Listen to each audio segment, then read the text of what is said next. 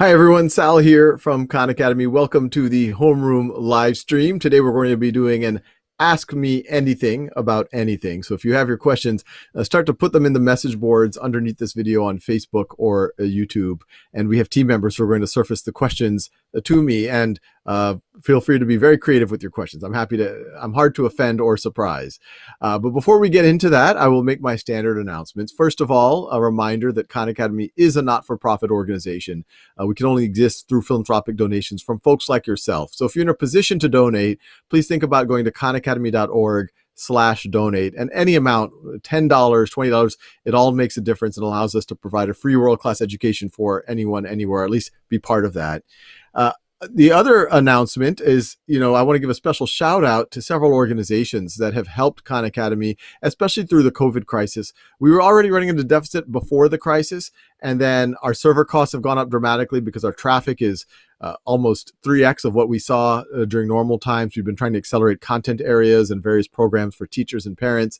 And so special thanks to Bank of America, Google.org, AT&T, Fastly, and Novartis, and many others, Amgen Foundation, many other foundations and organizations that have supported Khan Academy over the years, but especially during the COVID crisis, to make sure that we can support all of y'all as much as possible. Also, make an announcement: if you've enjoyed these live streams, you can also access them as a podcast. I think a subset of them, and maybe edit a little bit as a podcast, and that has the benefit of you not having to see my face. Which might be more pleasant, and you could drive. So encourage you to take a look at that. I'll also make, and I see the questions starting to come in. And before I start getting to them, I'll make a couple of announcements just in case y'all don't know about it, since we are into the back to school period. Khan Academy has a ton of resources for you.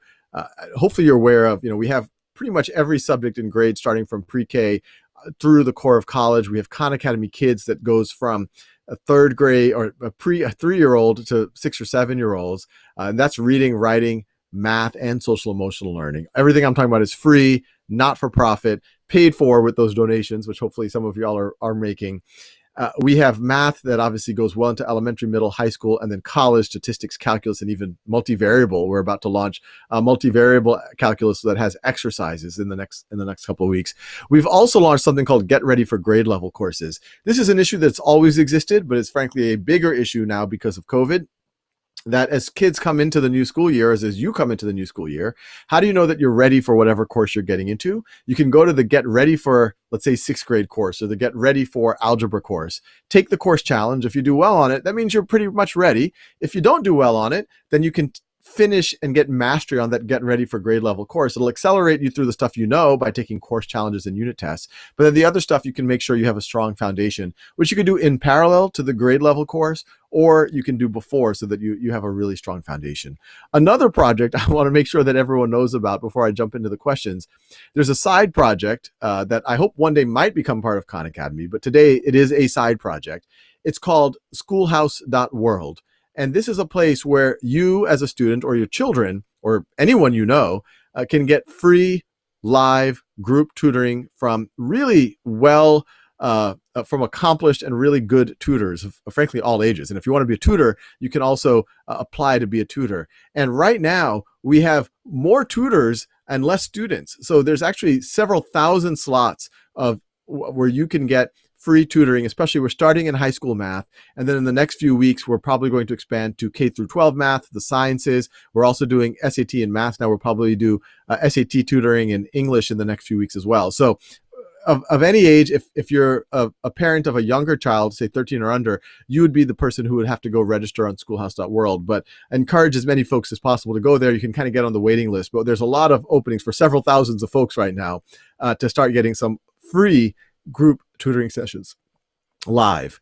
So with that, happy to start taking some questions. So let's see, from YouTube, AT videos, there's actually 2 questions. How can we get interested in studying on our own? And AT videos is also asks, what is the easiest ways to get interested in math? Well, I'll try to get you interested right now. Every subject that you look at in school, sometimes when you're in school, you're like, oh, this is being forced on me. I have to do this for the test. And when you think of it that way, it sometimes might lose its joy.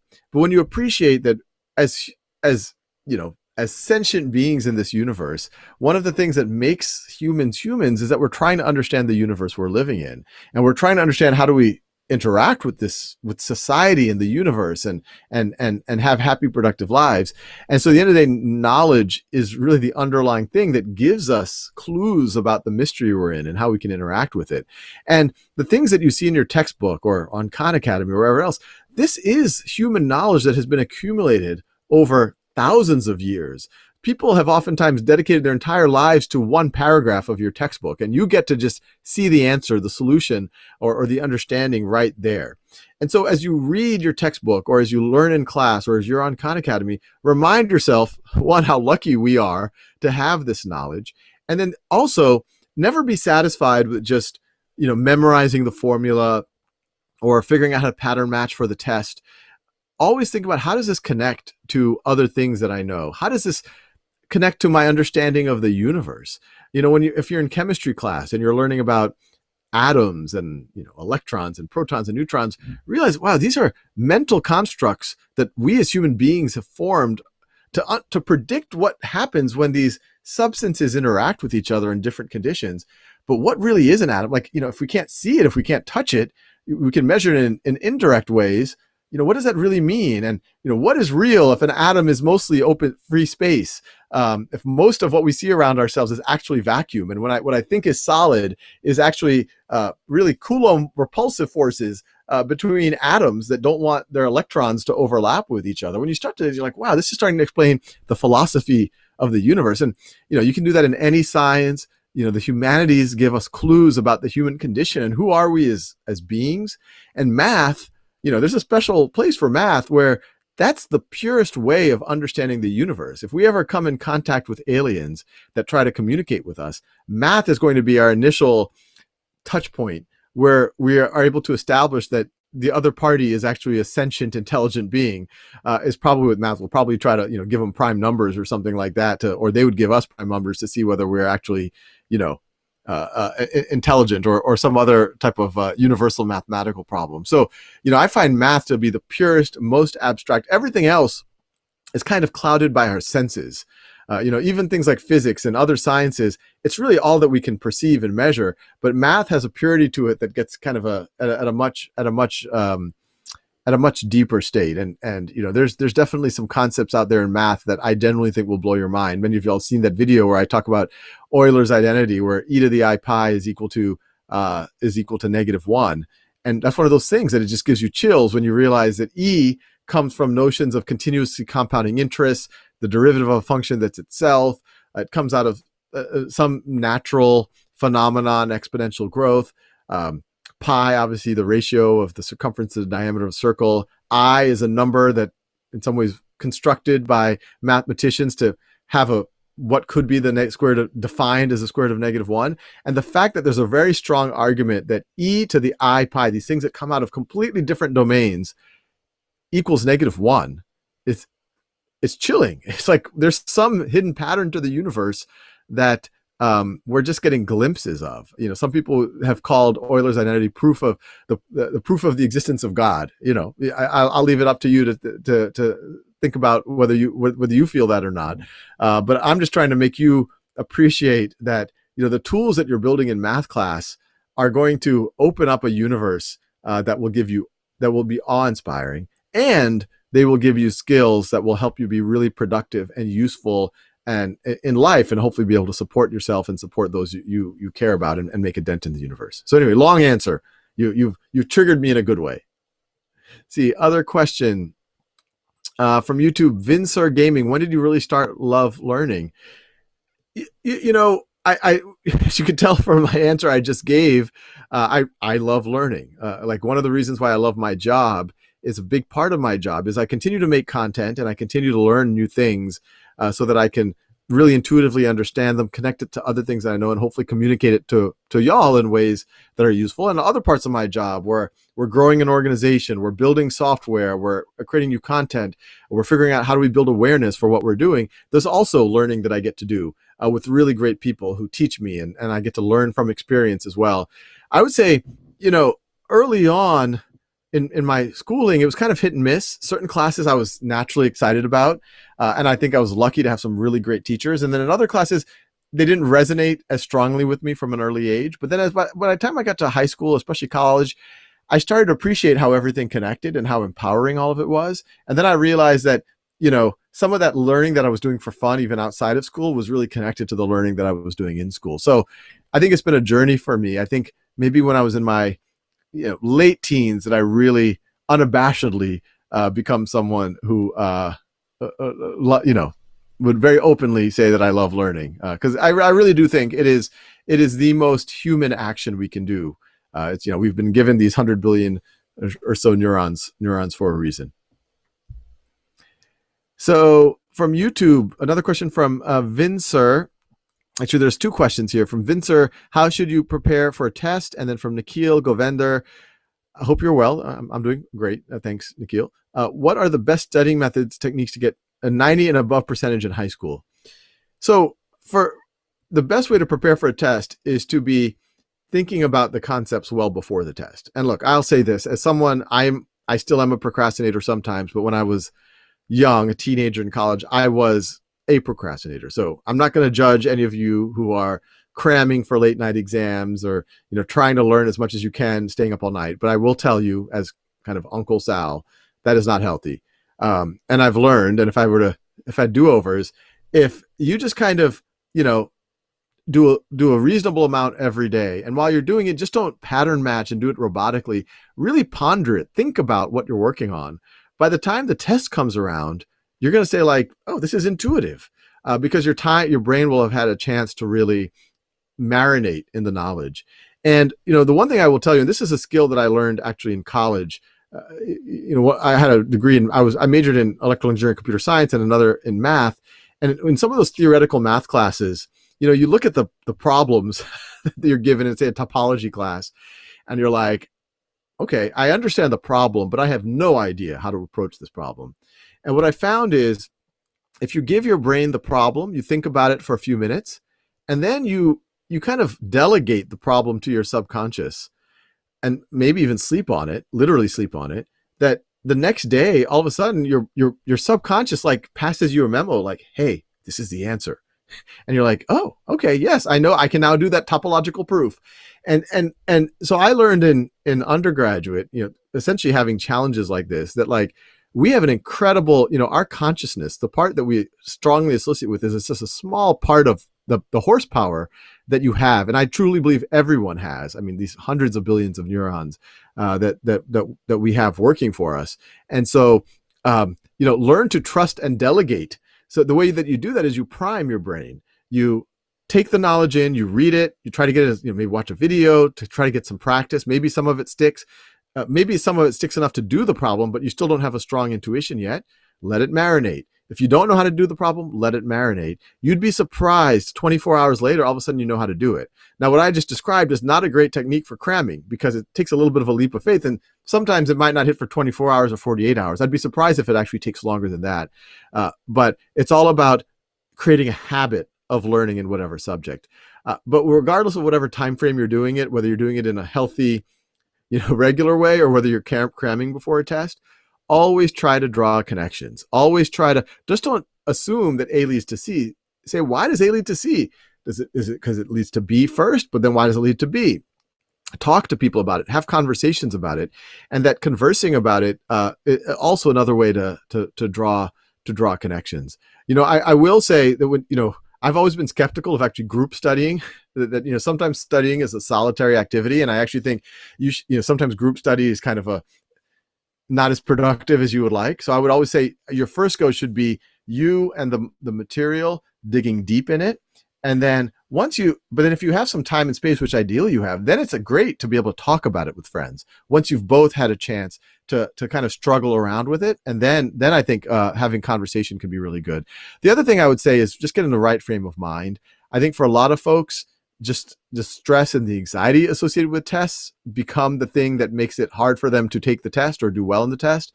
And so highly recommend meditating. We've actually made meditations on Khan Academy. Recognize that your life is so much more than a performance on any one test, that 100 years from now, no one's going to care how you performed on one test or another. So just keep that in mind, that a test, it's important to be prepared, do your best, but be in a zen state as you take it. Don't be all caught up of like, what's going to happen if I do badly on the test, or I have to do well if I want this to happen. That's going to be counterproductive. Let's see. There's from Facebook, Lisa Wiltrout. What platform do you recommend to learn science terms for long-term memory? Is there an existing flashcard site? So, for flashcard type stuff, there is Quizlet. I recommend it. I'm good friends with the founder of Quizlet, and I'm sure there's people who've already created flashcards on Quizlet for whatever you need to learn. And you can also create your own flashcards, and they have some really neat modalities where you can, have kind of flashcards, but there's other ways to make sure that you've essentially memorized the knowledge. I would say Khan Academy is a great place for practicing the skills and the concepts of science, and a little bit of the knowledge, I guess you could call it memorization if you like. So if you go to Khan Academy for biology or chemistry or physics, chemistry and physics don't have a lot of memorization. I would argue even some of the formulas, once you understand the intuition behind them, you don't need to memorize them, and you can see it, and you can even derive some from some of the others. Biology has a little bit of memorization, but once again, it's more conceptual. In some classes, you might have to memorize the phases of mitosis or meiosis, or things like that. But I think Khan Academy really has your back, and fingers crossed. I'm hoping that in the next few months we have the resources to actually really flesh out middle school and early high school science on Khan Academy. We actually have high school science already, but really take that to the next level. So, stay tuned. We already have a lot of science on Khan Academy, both high school and AP level, chemistry, biology, physics, and we're building out more of the high school. Hope to have middle school soon. And obviously we have college level, because the AP and the college level are essentially the same thing. And we also have things like econ. So yeah, check out Khan Academy, but Quizlet is also a great place to make sure you memorize your facts. So from YouTube, Susanna Garcia Dominguez. And Susanna, I feel like I know you because you are a consistent, strong question asker on these. I don't even look at the question when I have a guest on and I see it's from Susanna. I'm like, that's going to be a good question. I'm just going to read it before I even know what she's asking. So Susanna asks, "Hi Sal, you're such a happy person. Would you have any pet peeves?" Well, I'm happy that you think I'm a happy person. And look, I do think for the most part I am a happy person. But I have my share of, every now and then, I've talked about this, I've been anxious on planes. I've learned to deal with it. Actually, that's what brought me to meditation, which has actually made me a much happier person, because it is easy, especially when you feel like you're working on something really important. I feel like Khan Academy, we got to get this right. There's millions of folks depending on us. And so sometimes at work, if, people are disagreeing with something, or something didn't happen the way that you wanted, you might get a little triggered, or you go home and you lose sleep. You're like, wake up, you're like, oh, how come this can't happen faster? Or why did that person say that? Or, I've learned through meditation to not even let that happen. That when it's important to engage on a problem and do what you can.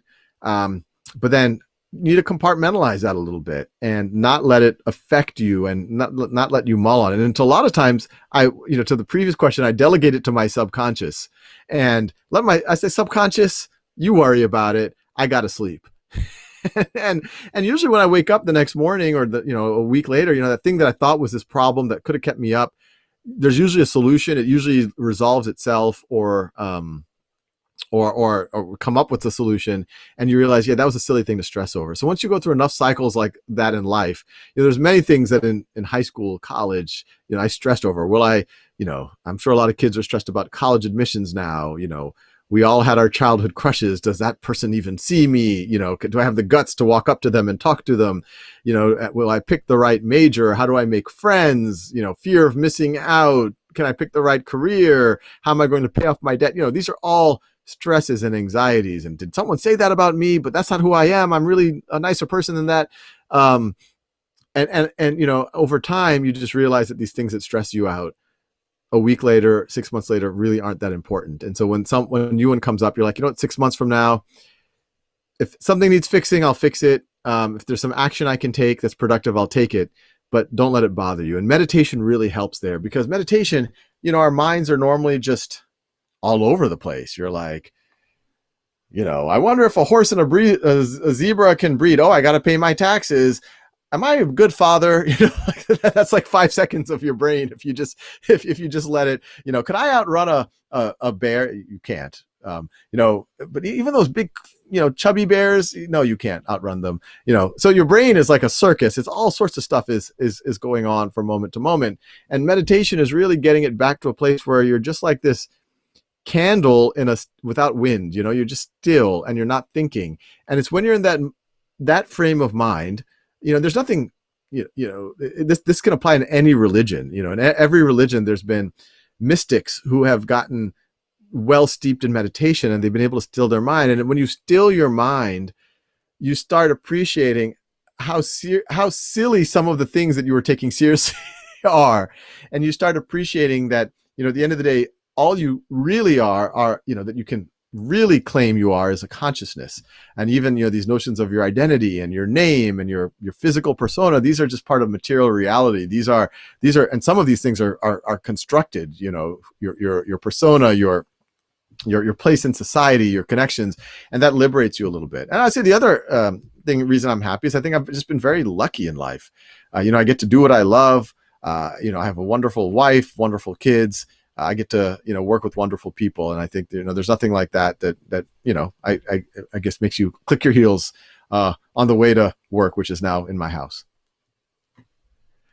All right, so Facebook, Muhammad Ibrahim says, Sal, do you play video games? Kind of. So I don't want to. This might create an unpleasant image for many of y'all, but I'm a big fan of Just Dance. I find it to be an incredibly good workout.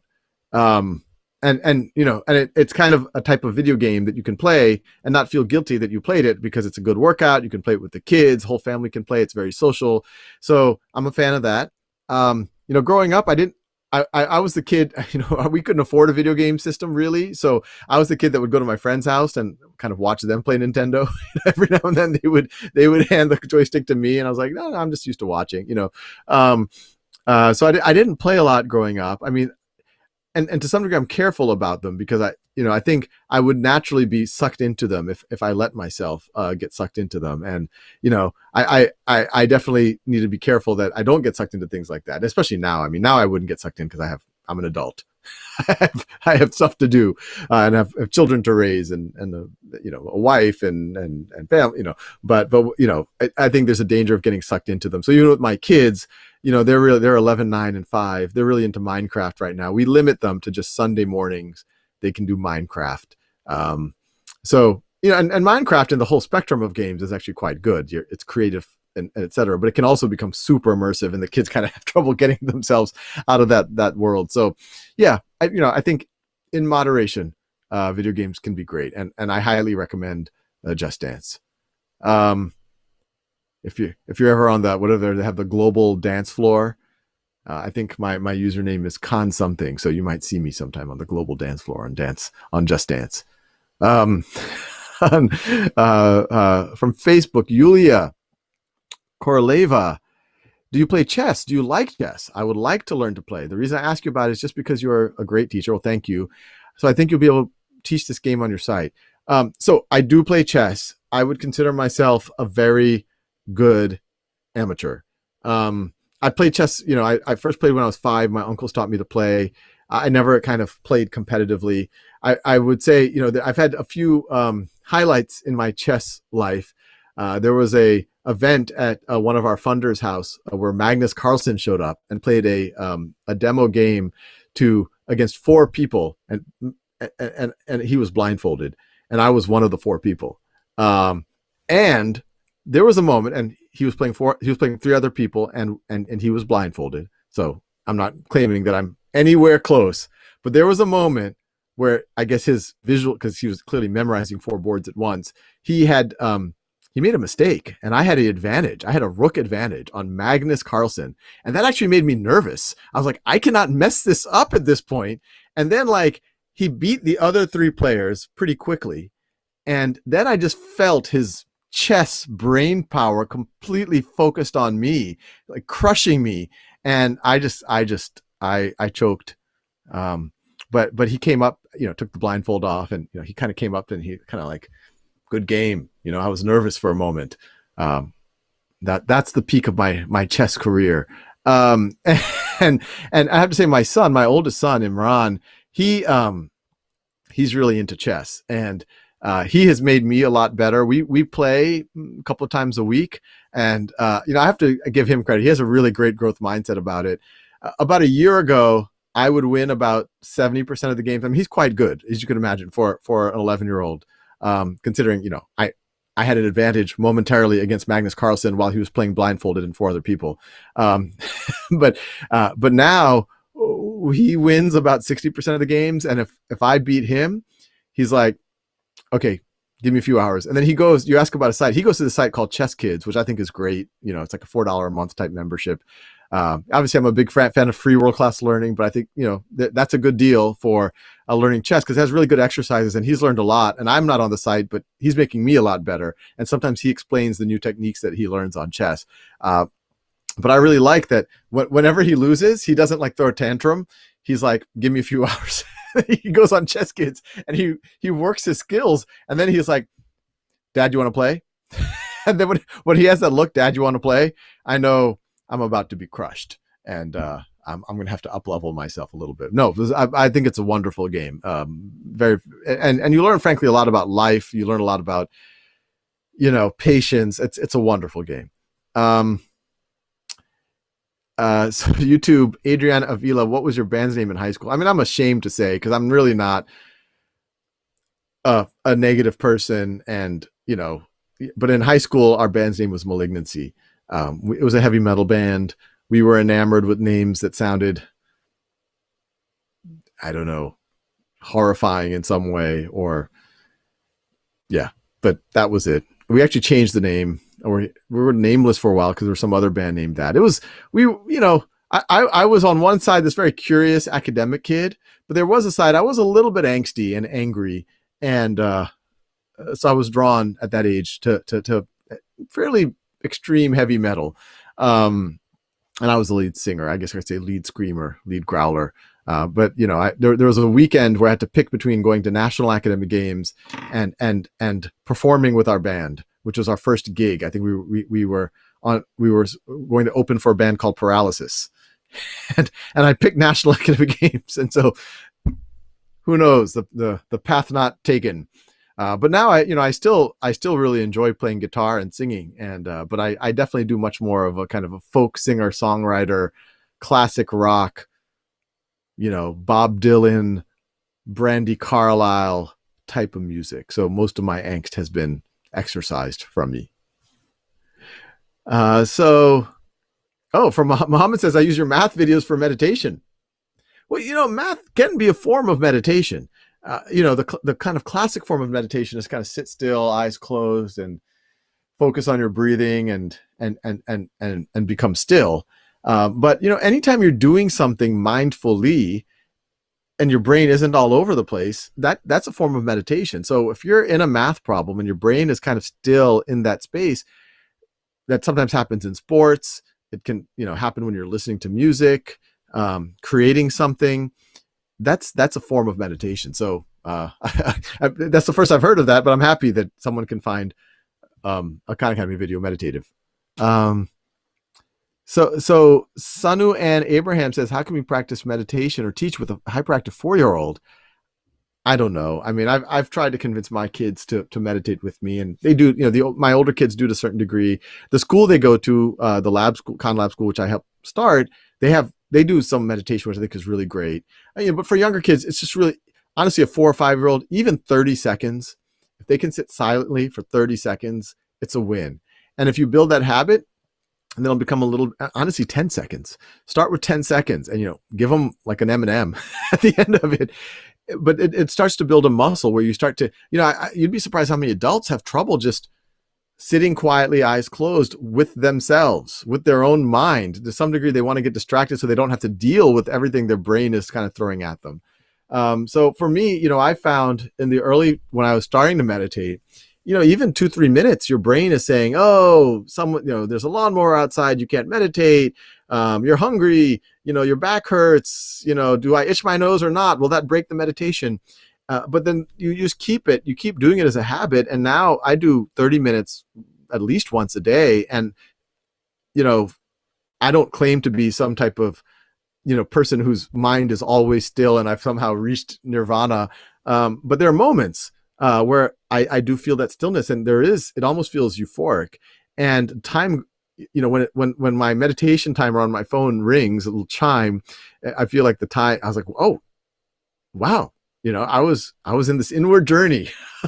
So it is a muscle that you can build over time. But my 5-year-old, we're not like this family that's like, we're a bunch of monks and we meditate all the time. I'm trying because I think honestly, there's these stereotypical things you want to instill with your kids. You want to make sure they have a lot of academic capabilities so that they get a good job. You want to make sure they're good people, that they're ethical, that they have a good work ethic.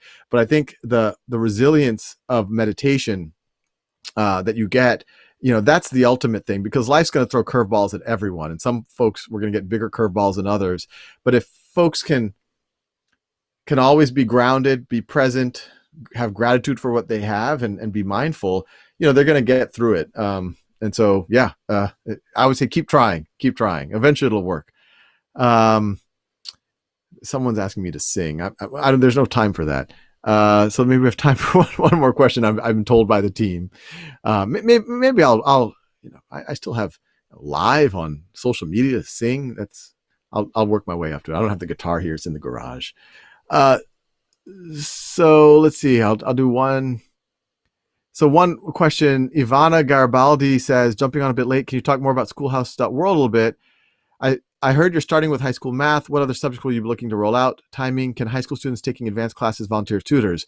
So Ivana, Schoolhouse.World is exactly that. It's a place where students who need help in a subject can sign up for free live group tutoring sessions. And if you feel, and there are high school students that are also the volunteer tutors, and actually some of them are some of they're really good tutors out there. So you can also volunteer, and you can do both.